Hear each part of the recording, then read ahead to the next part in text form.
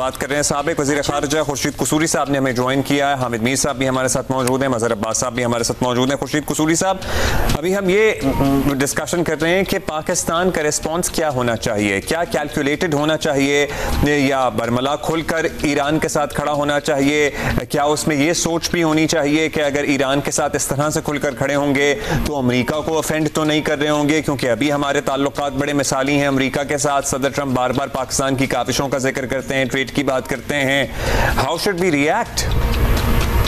देखिए, मेरा जहाँ तक ख्याल है कि एक तो फॉरेन ऑफिस मेरा ख्याल है उसको बहुत जल्द इसको कंडेम करना चाहिए। अगर नहीं किया, मैंने सुबह खबरें तो नहीं देखी अभी, लेकिन मेरा ख्याल है करेगा और खुल के कंडेम करना चाहिए, क्योंकि it's a violation of sovereignty of a neighbouring country. दूसरी चीज आ गई कि पाकिस्तान का क्या रवैया होगा।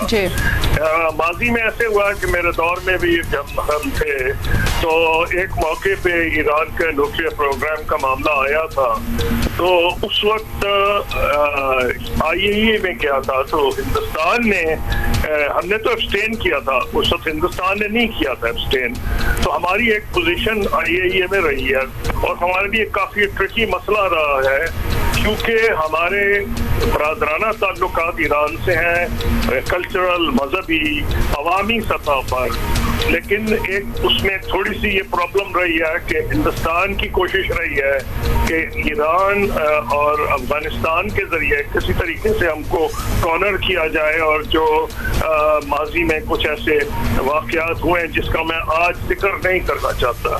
मैं ये समझता हूँ कि वो माजी की बात है, आज एक बड़ा क्लियर स्टैंड होना चाहिए। अब सवाल ये है स्टैंड की नौयत क्या है। एक तो यह है कि सिक्योरिटी काउंसिल का पाकिस्तान मेंबर है, it should be seen to be active there, number 1। Number 2 OIC के मेंबर है, और यह कि जी जिस पे इजराइल चाहे हमला कर दे तो फिर तो कोई बचेगा भी नहीं।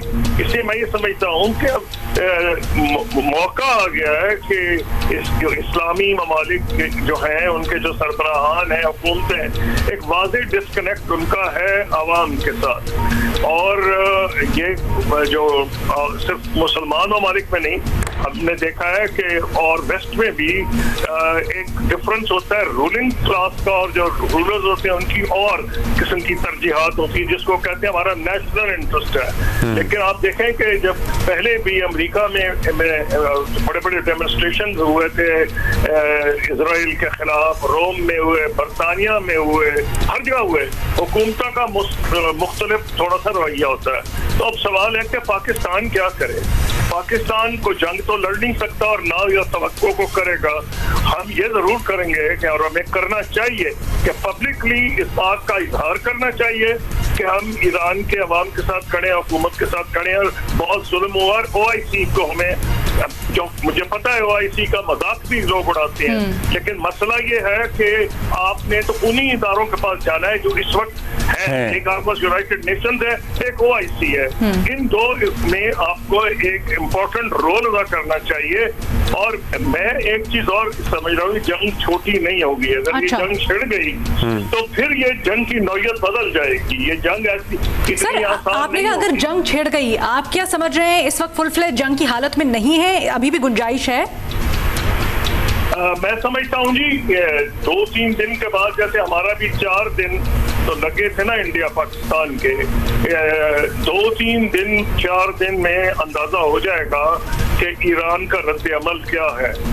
ये ईरान शायद उस नौयत का नुकसान इजराइल को नहीं पहुंचा सकता जिस नौयत का उन्होंने पहुंचाया। तो ना उनकी इंटेलिजेंस इतनी एक्टिव है और इफेक्टिव है, बदनसीबी से कहना पड़ता है कि जब चाहते हैं वो तंदराते फिरते हैं, और उनके साइंटिस्ट को भी इन्होंने कई साल से उनको ये शहीद किए जा रहे हैं। तो ये तो दिस इज फॉर ईरानियंस। अच्छा, अभी भी इसराइली फौज दावा कर रही है कि ईरान में तंसीबात को इसराइल की तरफ से निशाना बनाया जा रहा है। ये बड़ा अलार्मिंग है। लेकिन इसमें ये बताइएगा कसूरी साहब कि ये कहना अमेरिका का कि बराह रास्त अमेरिका का कोई किरदार नहीं है इसराइल ने जो हमले किए हैं, लेकिन उसके बाद ये ईरान का कहना कि वो समझता है कि अमेरिका का भरपूर इसमें किरदार है।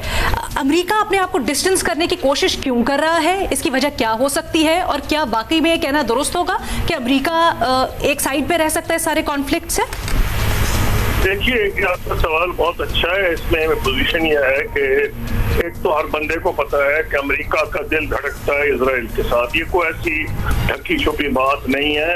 इजराइल, मैंने अब डेल्ट विद द अमेरिकन और हमारा उनसे ये गिला रहता था हमेशा कि वो हमारे ऐसे भी मौके आए हैं। मैं आपको कह देता हूँ कि वो इशू उठा है कि एक मौके पे इजराइल और हिंदुस्तान मिलकर हमारी तंजीमात पर हमला कर रहे थे।